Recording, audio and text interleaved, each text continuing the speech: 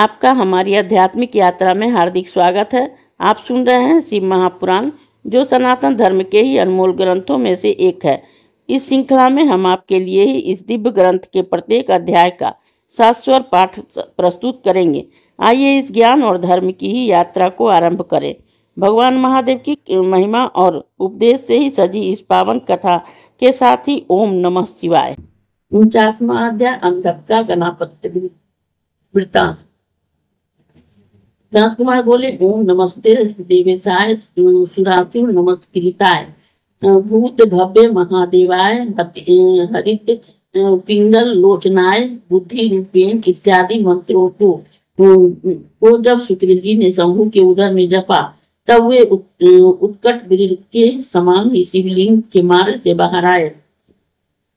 प्रथम जन्म के पश्चात 3000 वर्ष तक फिर वह वेद पाठी शुक्र पृथ्वी पर शिव जी से उत्पन्न हुए। उधर अंधक शिव जी के त्रिशूल पर छुपते हुए शिव जी की 108 परम मूर्तियों का ध्यान करता हुआ उसकी स्तुति कर रहा था।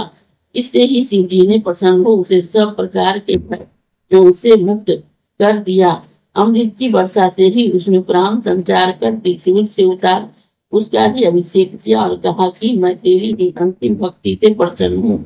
वर्मान अंधक हाथ जोड़कर कांपता हुआ शिव जी के अनेक स्तुति कर अपने पूर्व अपराधों के लिए उसने क्षमा मांगते हुए माता पिता रूप शिव पार्वती जी की भक्ति मांगने लगा।